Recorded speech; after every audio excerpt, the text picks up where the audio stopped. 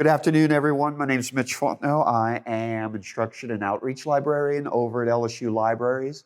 Of particular importance is that I'm the subject librarian for 5 departments. First and foremost, y'all's Leadership and Human Resource Development, Psychology, Sociology, Comm Studies, and Communication Sciences and Disorders. There are a lot of great things on this homepage. I'm sure that y'all have seen it before and so forth, but the thing of most importance to me and for your purposes is that we have everything collected here under this tab that's entitled Research. 99% of what you need for the purposes of research is underneath this Research tab. I'm going to jump right into what I consider the most important thing, and that thing we, the libraries, spend the most money on, and that is databases. Literally, and I'm going to go ahead and click on Databases under Research. This brings you to the screen of where we now maintain 385 databases. When I say that this is what we spend the most money on, I am not exaggerating. We spend millions of dollars on these databases, 385 of them to be exact, some or many of them that are in the 5 to 6 figure range. So you can kind of do the math from there. We arrange them in a couple of ways. Right here where you see all database types, I want to just very briefly show you a couple of things that would be of interest to you and the graduate student. Under frequently used databases, these are the big 8, as I call them. And there's 2 that are of great importance to you as far as scholarly information. Academic Search Complete, and the very last one that you see at the bottom of the list, Web of Science. Just that you should know about them, that when you're ever doing anything scholarly, comprehensively scholarly from A to Z, Academic Search Complete and Web of Science are 2 of the best. If you need to do newspaper research, Access World News. If you are working with a cutting-edge topic, CQ Researcher. And I'll get into that in a little bit more detail as we go on. But as I clear this out and we go back to our list of 385 databases, I want to address it from the standpoint of the School of Leadership and Human Resource Development. We take all of the subjects, majors that are taught here at LSU, from accounting all the way down to, all the way to world languages, literatures, and cultures. Let's talk about leadership and human resource development. These are, in my opinion, 11 of the absolute best databases that are there for your research. You have my picture and my contact information. If you ever want to email me, or even better still, schedule an appointment. I meet with students all of the time in what we call research consultations, such that live or Zoom, 30 minutes, 45 minutes, I will sit down with you when you have a research project, or if you want to just talk about research in general.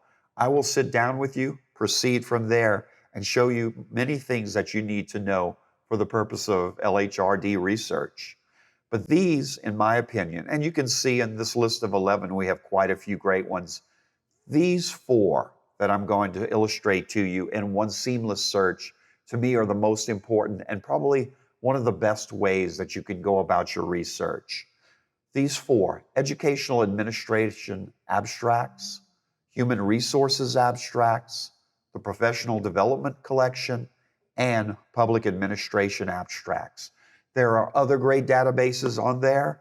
ERIC, of course, is the ultimate database for just education research in general. But I want to talk specifically about leadership and human resource development.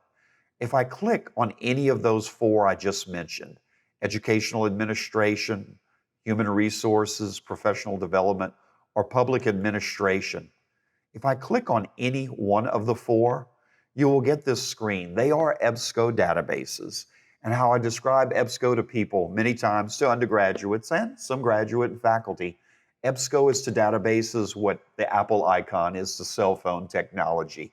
We buy many of our databases from the EBSCO company. Of that 385 that we saw at the beginning of the list, we buy 100 of them from EBSCO. I'm teaching you 4 databases. I'm really teaching you 100 of them. They use the same search screen. They use the same navigation. And the thing about it is of particular importance to you. If I click on this section that says Choose Databases to the right of Educational Administration Abstracts, it pulls up the list of the 100 databases we buy from the EBSCO company. The nice thing about it is that if you can search one, you can search many of them simultaneously.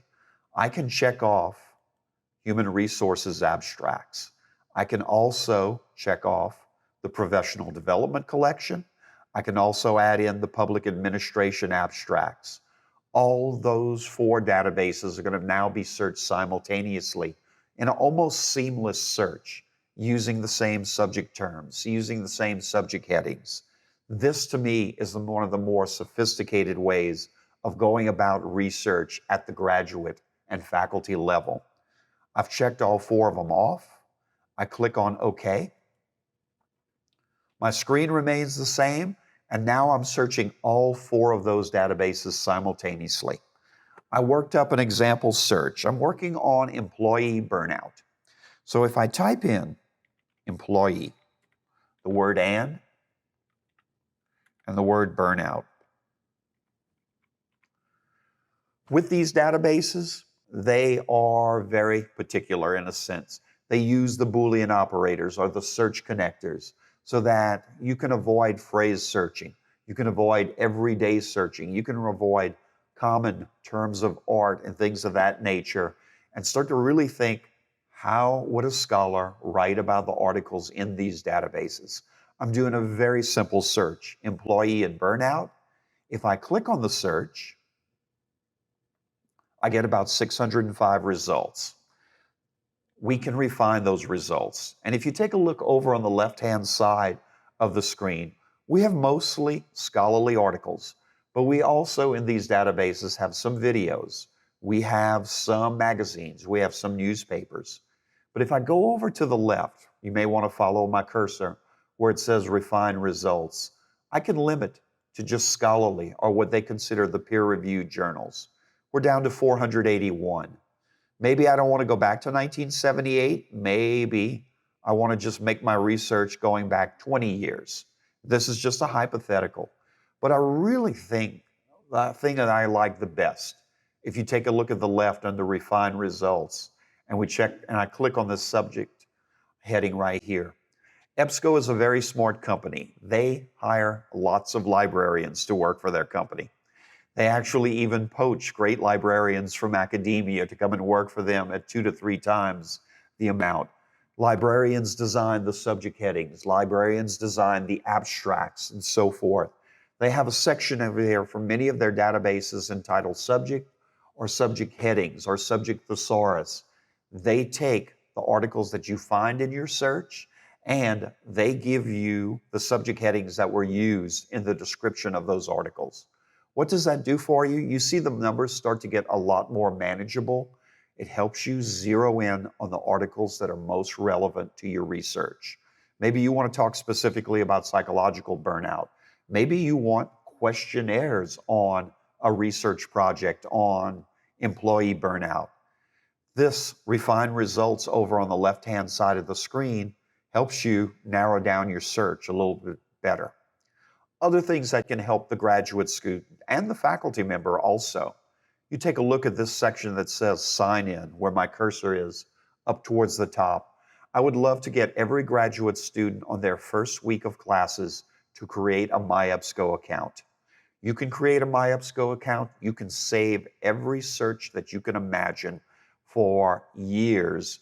It will, depending upon the parameters you set up, it will then rerun your search, and as new articles are published, email them, citation and abstract, to your LSU email account. You don't have to reinvent your research wheel every time. You know that as you go through graduate school, you're going to refine your research. You're going to change topics, things of that nature. But I would love every graduate student from week 1 to set up a MyEBSCO account, a My Web of Science account, a My Every Database Search Possibility account. Start storing your searches, start storing your research, and keep abreast of the latest items that are published. To show you how current a lot of this information can be, the default on here, we also set up the EBSCO database from our library to go into advanced searching. I always tell graduate students, whenever you see or work with the database, go to advanced searching. We set the default to advanced searching on a lot of our databases, but some don't. Some are the very comfortable Google reminding white simple box that's in front of you. I tell people all the time, you're a grad student, go to advanced searching. But our default is relevance as to how they're ranked. If I change that over to the date newest, I want a chronological look at it. We get a listing of them chronologically, and articles current as of February 2023. Undergraduates love to see sometimes. I will do searches and other things such as Academic Search Complete and so forth. They'll have articles that are going to be published months down the line. Pre-publication data is in these databases to the extent that sometimes you're not going to find it on a Google or a Google Scholar search. That is why I always say a database trumps or beats out a Google search, a Google Scholar search, my humble opinion. You get what you pay for. These databases are expensive as heck. You're going to get higher quality, more current information. I will always have a student that counters me with, well, the full text is not available. You'll note that for full articles that full text is not available, I'm just going to give it a shot to see if this works. And the only thing I'm going to show you from this is that you notice at the interlibrary loan form where it says expedite request, we can now get articles for you if they're available within 2 hours, 24/7, 365. You answer yes, it's an extra $30 fee that the library underwrites. And I have put in a request for an article at 3 o'clock in the morning. It was on my computer at 7 that morning. What used to take 2 weeks in the way old days, and what used to take 2 to 3 days in the not so old days, now we can get articles for you in 2 hours. So if time is of the essence, a database and interlibrary loan from LSU Libraries is the route to go, free of charge. I'm going to go back to my list right here. I want to show you a few other things in this database before I move on to that also make your life a lot easier. You take a look at the very first one, and I click on the title. It gives me all of the citation information that I can imagine. I can still request it through interlibrary loan. Abstracts. Beautifully written abstracts are in these databases that you may not find anywhere else that succinctly describe what this article is about. The time saver. They could be from the author, they could be from great librarians, professional indexes, and abstractors that are hired by EBSCO that succinctly describe these articles. Saves you time, and it also saves your research time, and it also helps you to determine, is this relevant to your research? A few other things. You've got your sign in up here.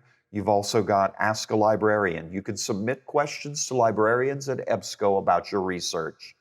We pay EBSCO millions of dollars a year.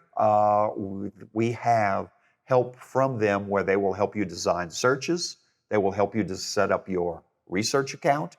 They will help you with practically anything. Maybe the search in your research is just not panning out. You have professional librarians you can reach out to at EBSCO. We pay them plenty that can help you with this. Their help screens are phenomenal.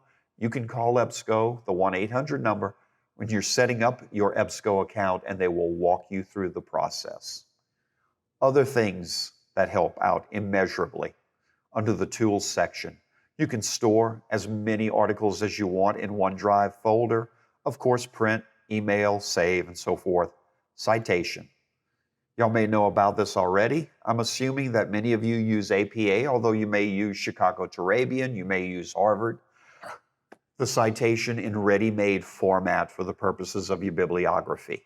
Is it perfect? No. I would give it a 70. Even a database cannot figure out citation format. But at least it gets you 70% of the way there. Use it in conjunction with great websites like the OWL at Purdue. I'll show you about that in just a bit. Export, which really is starting to get the attention of several people. You can directly export sites into EndNote, ProCite, Zotero. I don't know if they're doing Mendeley yet, but it's a start, and this is getting better. I'll talk more about that in just a bit. Going back now, that's my searching in EBSCO. And like I said, there are like 100 EBSCO databases that are available to help you out with that. I want to go back to my A to Z list of all of these great databases that we have for leadership and human resource development. I want to talk about another one that we just paid a monstrous amount of money for, Sage Research Methods. I can't speak as well to it as I did with EBSCO because I don't know as much about it. Sage is a phenomenal database that we bought from Sage Publishing that will help you with a research project from beginning to end. Every book, podcast, video, methods mapping. If you are starting out, embarking on a research project, need to find out which qualitative or quantitative tests would be the best for your research, this database is the bomb in my vernacular. It can show you how. I'm starting a research paper with a new colleague. She's the new outreach librarian over at Hill Memorial Library. We're going to do a research project on the relationship between outreach librarians at the main library with outreach librarians at special collections or sites. I want to help her start off her tenure track career well. We're going to use this to kind of plan out our research. It defaults to basic searching. I go to advanced. And if I go ahead and type in, this one runs a little bit slower, I think, but it might need a double click. There we go. I put in my same search terms. We're going to stick with my employee burnout research project. And I could filter it on many other factors and then submit my question. I get 113 results. Every book, journal article, data set, test, everything to help me research a project on employee burnout. Books such as Taking the Measure of Work, books such as Communication Research Methods, full text, all Sage publications, Developing a Learning Culture in Nonprofit Organizations. This database is great if you are embarking on a research project. Take a look at it. Think about using it. I promise you, it can help you out a great deal. And as I said before, not just books, podcasts, videos, methods mapping, going back to their main screen. It is amazing the things that they can help you with.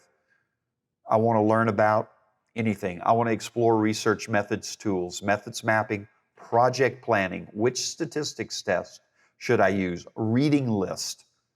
It's incredible. Please take a look at it. Okay, lagniappe, some other things, as we say in Louisiana, that can also be very helpful to the researcher. And I'm going to cheat and take a look at my handwritten list that I have down here. I'm back at the home page. I'm hoping that everyone can see that. But under research, the good old-fashioned library catalog. Nothing too impressive looking here, and you might think, why the catalog? Let me run a search and show you why. Many times people will often go straight to the databases. They're going to start searching there. That's great. I'm going to stick with employee burnout. I'm going to click on search. They default by relevance. I get about 57 results. Its default or its sort is by relevance.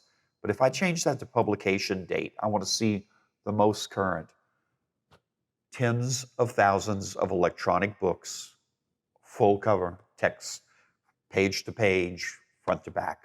We are now buying more electronic books than we are print. Don't get me wrong, print's not dead. I'm not one of those. But the thing about it is that we are buying packages of electronic book programs in addition to the textbook program, which is going to be my next part. We are buying hundreds of thousands of electronic books and we're putting them in the catalog. Electronic journals come up in the catalog. Government documents, federal and state, come up in the catalog. The catalog still has its merits. It is not dead by any stretch. So your databases for your articles and your catalog for practically everything else back at the home page. In relation to the electronic books that we have in the catalog, this section right here under research, our electronic textbook program. We started it 7 years ago with our new dean at that point. It started very slowly. The e-textbook market technology was not really good. We might have had 40 to 50. This semester, 600 textbooks. Vet Med really got smart, especially for their students. And I'm going to just show you. I'm searching all of them that we have, 9 of them, for leadership in human resource development. Thank you, professors that have gone the e-textbook route. I know who you are. I looked you up. But the thing about it is, it's growing by leaps and bounds. And when I talk to undergraduates at a lot of the outreach orientations, the 3 things they love, their parents especially, our families, they love to hear about e-textbooks. They love to hear about the Gear to Go program, where you can check out practically anything at the circulation desk, Chromebooks, MacBooks, laptops, video cameras, and so forth. And the best of all, which I'll save towards the end, is the fact that you have a subject librarian. But the e-textbook program, sort of in correlation to, in addition to the open access program, is growing by leaps and bounds. That leads me to my next portion. One more thing under research, but a little bit more. Right here under research, the LSU Digital Commons. This is our institutional repository. I love this part where the world appears and the pins start to drop. This is a collection of everything that is scholarly and that people have contributed, that they have published to LSU if they have wanted to. It came up with the graduate school, the library, the Office of Resource and Economic Development. All LSU dissertations and theses, at least back to the year 2000, are in here. That's just the tip of the iceberg. Everyone who has wanted to submit their information, take a look at just our numbers. This thing has only been up 3 or 4 years, 10 million downloads. Someone right now in Edinburgh, Scotland, is reading an LSU doctoral dissertation as you see the pins drop. It is a phenomenal research tool, and I encourage people, faculty and graduate students, to contribute your publications to our institutional repository. As I tell undergraduates, think of it as the Tiger Stadium or the PMAC of everything that is academic here at LSU. This is our true stuff. And you can just look at the numbers. You think, okay, the IR, it's growing infinitesimally. I mean, 2 million downloads in just the last year. People are really getting into putting their work out there for everyone to see. All right, I talked about Interlibrary Loan Expediter. Along the same route, now I want to talk a little bit about services we make available. Over to the right, it says faculty support, but I also think that it can help quite a few graduate students. Also, under services on the home page and under faculty support, these are all of the things that we will do for faculty and help them out. Many of them we do for graduate students and teaching graduate faculty. But I want to talk about a couple of things. This one especially that people really love. The Open Access Author Fund under Publishing and Research Support. We have, I click on it. Now, we are out of money for the year. I have to be honest with you. July 1, we'll start again. If you can get possibly published in an open access journal, we have money to help offset the cost. Used to be $1,500 per person. Now it's like $2,000. The details are there. The person to know is David Dunaway, who is our Director of Open Scholarship and Affordable Learning. He's phenomenal. He runs the e-textbook program. He runs the OA fund. If money is an object towards you getting published in an open access journal, there's a possibility here that we can help to offset the costs starting next fiscal year. But the thing about it is, whilst it started off slowly a few years ago, it's gone crazy big lately. People are applying left and right, and all the details are right there for it. Getting towards the end, a couple of more things that I want to talk about. I'm going to go back to the main homepage. Underneath, right here where it says Research Guides. We, of course, have a research guide for every major, from accounting all the way to world languages, literatures, and cultures. I have one for leadership and human resource development. Please take a look at it and possibly use it. Every database that I've talked about, SAGE, all of those administration abstracts, HR abstracts, I list here, plus some extras, psychology, ERIC, SocIndex, some of the major like Academic Search Complete. I also include this, citation help. You remember how I gave the APA version that EBSCO generated for my article, like a 70? Well, we can get that grade up much better. All of these sites that are available, Purdue's OWL, APA style blog, use it in conjunction with what you can do with EBSCO, and it will help you out a great deal. Some encyclopedias and handbooks, finding an article from citation information, that's all in my guide. But we have, being typical librarians, a lot more than just 73 guides on the various subjects. If I go to the subject, it defaults to by subject. This is where the IT people, they make the call on this. But if I go to all guides, librarians have got to write a research guide about everything. So we really have 267 of them. Some that are very important that I think that you'll appreciate. One, finding dissertations and theses. I put together a very basic, bare bones, from finding an LSU dissertation, whether it be in the stacks of the main library, on the IR, all the way to the ProQuest majorly expensive databases that we have bought, full text going back practically to the beginning of time, LSU dissertations, LSU thesis, world dissertations, world thesis. Follow these 5 steps. Your dissertation research to see if your topic you're thinking about has been done before. You go through these 5 steps, you will have every base covered. You will make sure if someone has written about it beforehand, you'll find it. Other research guides. I don't want to talk too much about them, but they are good. Anything you need to know about open access publishing or open educational resources, we have 2 phenomenal guides. Again, David Dunaway, our Director of Open Scholarship and Affordable Learning. A new thing that's kind of come, we also have resources for grad students, resources for international students, information for new faculty. Research impact.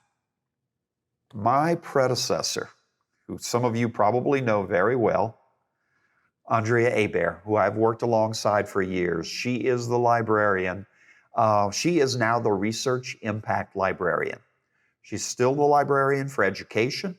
She will work with you on anything along the lines of metrics, journal metrics, author metrics.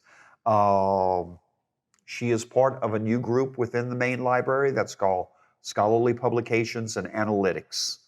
They are phenomenal. They're kind of like the open access and government information group that now exists.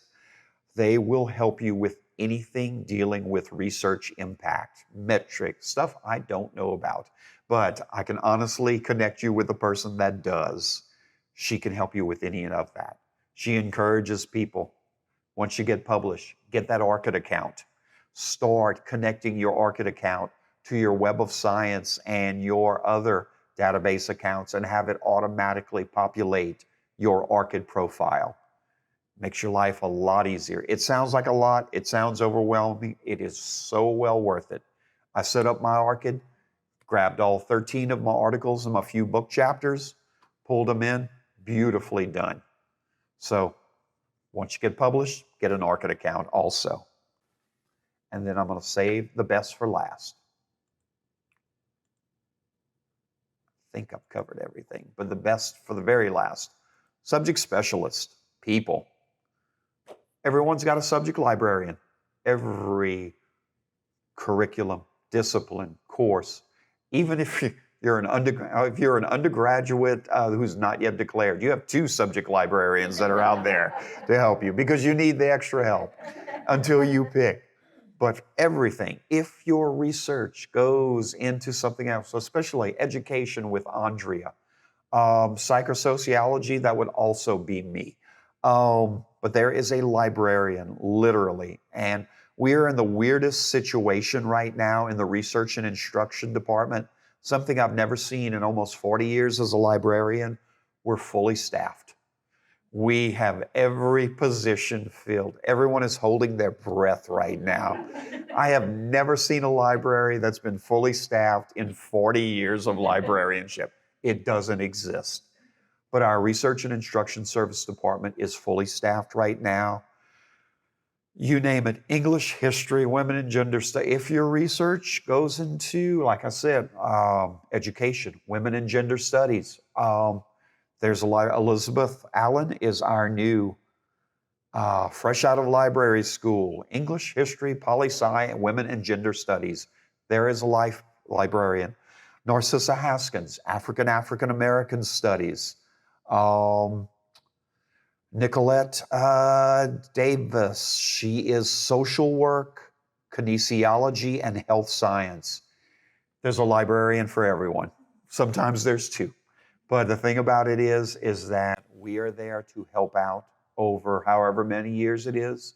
Faculty, grad students, undergraduates, high school students. I get some high school students, they're coming in, they're gonna be a psychology major. I'm talking to them. I'm gonna work with them, you know. Tomorrow, I go to work the 6th grade fair. I run the whole gamut of the age groups there. But there's someone there to help you out. And I think I've said enough, and I want to thank you all for having me here today.